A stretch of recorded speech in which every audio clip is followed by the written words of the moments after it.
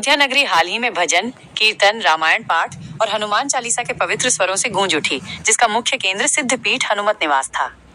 यहाँ महंत श्री मिथिलेश नंदनी शरण महाराज के सानिध्य में एक 10 दिवसीय अखंड रामायण पाठ और हनुमान चालीसा का अनुष्ठान शनिवार को सफलतापूर्वक संपन्न हुआ।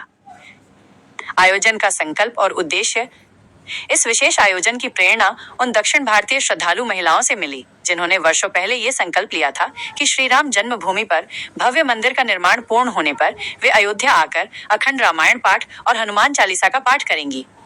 राम मंदिर निर्माण के साथ ही उनकी ये मन्नत पूरी हुई और इसी भावना के साथ उन्होंने हनुमत निवास में इस पवित्र अनुष्ठान का आयोजन किया। 10 दिनों का भक्तिमय माहौल। पूरे 10 दिनों तक चले इस धार्मिक अनुष्ठान के दौरान भजन, कीर्तन, रामायण पाठ और हनुमान चालीसा की गूंज से अयोध्या की पावन धरा भक्तिमय बनी रही। समापन दिवस पर विशेष आरती, भंडारा और प्रसाद वितरण का आयोजन किया गया। शाम को सरयू जी के किनारे सरयू आरती के बाद गरीबों में भोजन वितरण और उचित दक्षिणा भी दी गई, जिसमें स्थानीय श्रद्धालुओं के साथ साथ दूर दराज से आए भक्तों ने भी उत्साहपूर्वक भाग लिया। आस्था और श्रद्धा का प्रतीक।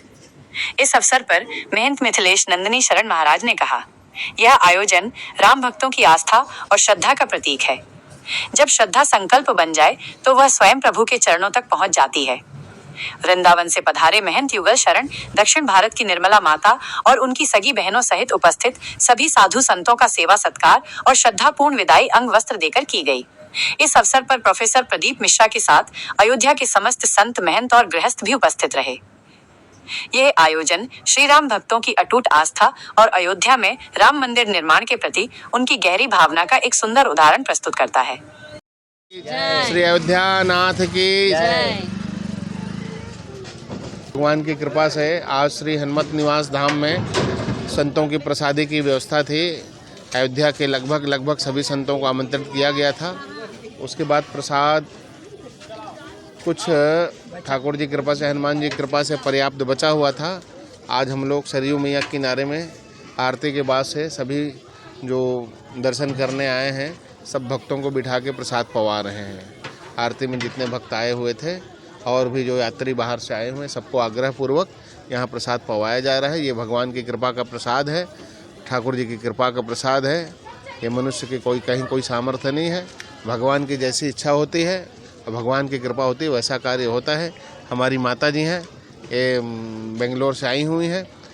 इन्हीं का संकल्प सब यहाँ ठाकुर जी पूरा कर रहे हैं। इनका अनुष्ठान की पूर्णाहुति के उपलक्ष्य में सारे कार्यक्रम हो रहे हैं। भगवान ऐसी कृपा बार बार बरसाते रहें, ऐसा अवसर देते रहें, अयोध्या धाम की सेवा देते रहें। भगवान के चरणों में प्रार्थना है। सीताराम नाम महाराज की जय। हनुमत निवास अन्य क्षेत्र के तत्वावधान में बेंगलुरु से आए हुए भक्त और हमारे श्री महाराज जी का शुभ नाम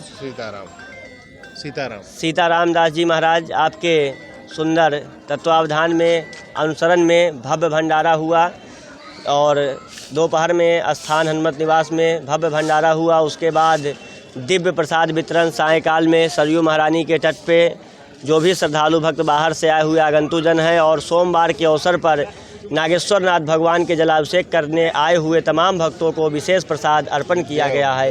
प्रेम से बोलिए नागेश्वर नाथ भगवान की जय।